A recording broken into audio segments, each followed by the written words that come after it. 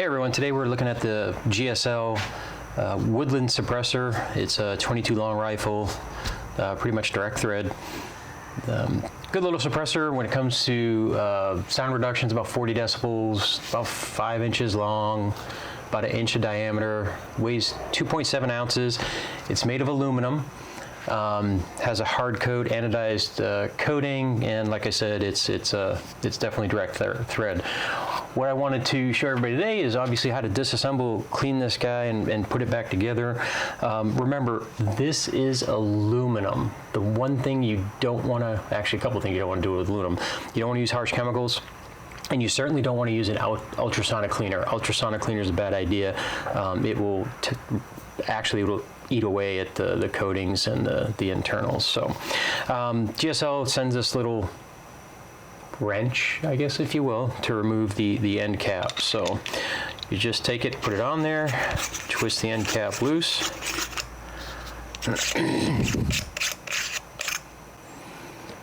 and then put it on a hard surface, give it a tap,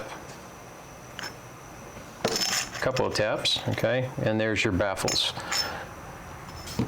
Now, if you take these and line them up in the order as to which they come out, you will notice that the blast end versus the far end, they're dirtier as they go along. Now with 22, or you might be wondering, how often do I clean this thing, etc. Honestly, with 22, because a lot of 22 people buy cheap ammo, right? And so you'll get dirty powder. You'll also get lead. Most 22 is lead, and it's not jacketed, again, because you're going out plinking, you don't want to spend a lot of money on ammo, you get the cheap stuff. Totally respect that and totally understand it. So when you buy your 22 suppressor, you probably want to clean it, I don't know, every 200 to 500 rounds, depending on what type of ammo you're using. But as you can see, this guy has had about 300 to 400 rounds put through it, and you can see it's pretty darn dirty. Okay, you'll also notice in this suppressor that the blast end does not have any of these notches. So if you look at the blast end and you look at one of the regular baffles, you'll see the notches on the regular baffle, and the blast end is completely smooth. All right, so what do you use to clean this thing? Honestly, any cleaner.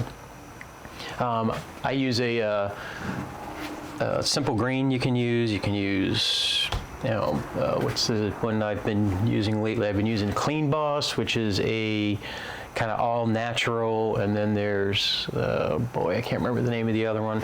But I mean, just about anything you could be used. Heck, you can use window cleaner, glass cleaner if you wanted to. But what you definitely want to use is a nylon brush, not brass, not steel. Hand clean this and then reassemble it. The reassembly to this is quite specific. We'll get that into a second, but let's get everything together and give this guy a good cleaning. Okay, what I'm going to do at this point is I'm going to grab a shop towel here. These are still in the same order they came out, just to make life a little bit easier. And I'm gonna spray them down.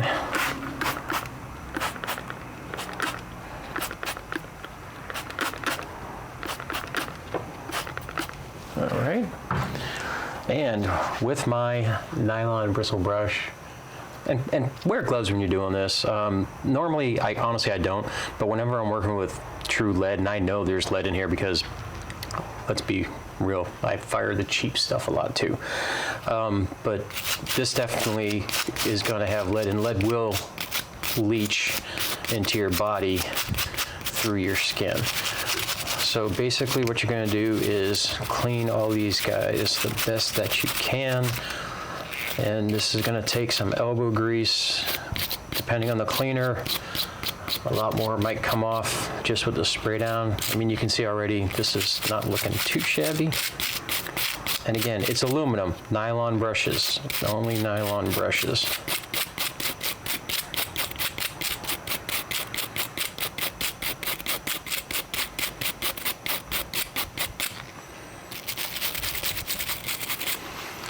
Okay. cloth here. Wipe the cleaner off.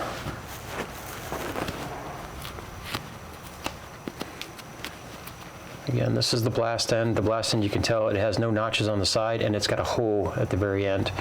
I'm going to do this a little bit more. I'm going to grab a plastic dental, they call them dental tools. I'm going to just start scraping in here and see if I can get some more of this carbon off. You can use other things like Carbon Buster, etc., but you got to remember this is aluminum, right? So you want to kind of be careful with what you're using to clean it, because I mean, let's face it, aluminum's soft, and using harsh chemicals, etc., can really jack it up. Now, what's funny is these suppressors, I think they're about in the $400 range or so. Plus, you get your little ATF mitts on it and pay that tax of another $200. So now you're, $500 to $600 into this thing. You want to take good care of it. Make sure it's going to last a while. Anybody else hate paying tax stamps on this stuff? Comment below. ATF's gotten way out of hand with this nonsense. Hopefully they get some legislation here. I think it was called the something Hearing Act, to try to make it so these suppressors would no longer be considered NFA items, which would be ideal. I'll have to do some research. I don't think there was much out there about people using suppressors in crimes. Then the anti-2A folks will tell you, well, that's because they're not out there. Yeah, not true. Plenty of suppressors out there. You can get them illegally, just as well as you can get a firearm illegally, etc. But of course, let's punish the gun owners for following the rules, etc. Now, you can see, I'll just show you the first baffle and the one we have not cleaned yet. I did spray it down, obviously, but it's a lot cleaner than it was, for sure. Hopefully you can see the differences there. But I'm gonna clean this up a little bit more. So I'm not gonna make you suffer through this whole thing. I'll go and clean these, and then I'll be right back. All right, so here we are with the finished product. You know what, I could have spent more time on this, but I'm not one of those that thinks I can get it back to factory spec, because you won't. If you want super duper nifty, shiny, just as good as new, go buy a new one, because that's not how this works, unfortunately. Once you throw some lead down these suckers, they're going to be dirty for the rest of their lives. But take off all the excess. Now, there's only two things that matter here. One is the blast baffle. Blast baffle is smooth on one end and it has a hole in it, as you can see right there. And the end baffle has no notches, no notches on this end, okay? So those two have to stay here. If you want to even out, how dirty they get, you can swap them around, or these four in the middle, as much as you want. Now, there's a very specific assembly order when you put these back together, this Woodland series anyway. You'll see on each side there's a little hole, okay? The first hole is going to be at 12 o'clock, all right? Now, the blast baffle has to go to the end. So you don't want to stack them this way. You want to stack them this way, okay? So we will start from the front, and you want this hole at 9 o'clock. Okay, so I'm going to take this hole at 9 o'clock. This one needs to go at 3 o'clock, which is exactly the opposite of 9 o'clock. And I'm not trying to be funny here. I'm just making sure I'm being perfectly clear. I spent almost 9 years in the military. Every time I talk about clocks, for some reason, I want to make fun of my Marine brothers, but I just can't do it in this one. I don't know why. Anyway, 3. Then we're going to go 9 o'clock again. So we're going to take that hole, put it at 9 o'clock. And there's notches. You can see the notch holes on the side. There's notches on the other side as well. This one's gonna go at 12 o'clock. Look for the hole, 12 o'clock. Stack that one. Then we got 6 o'clock. Grab our hole. 6 o'clock is towards you. There we go. And then the last is the blast. And we're going to take the hole and we're going to put it at 12 o'clock. Then we're going to take our can, slide it right over the top, flip it, put our end cap yellow, put our end cap back on the right way. Take the tool they gave us, and voila. That's the cleaning. That's how simple it is. You know, it'll take a while. The longer, obviously, the longer between cleanings, the dirtier it's going to be, the longer it'll take. A couple things I want to point out. One, never use steel brushes, right? It's aluminum. Okay, it's aluminum. If you want to wipe down the outside, feel free. But it's aluminum, so steel will scratch it up. You don't want to use steel. You want to use brass.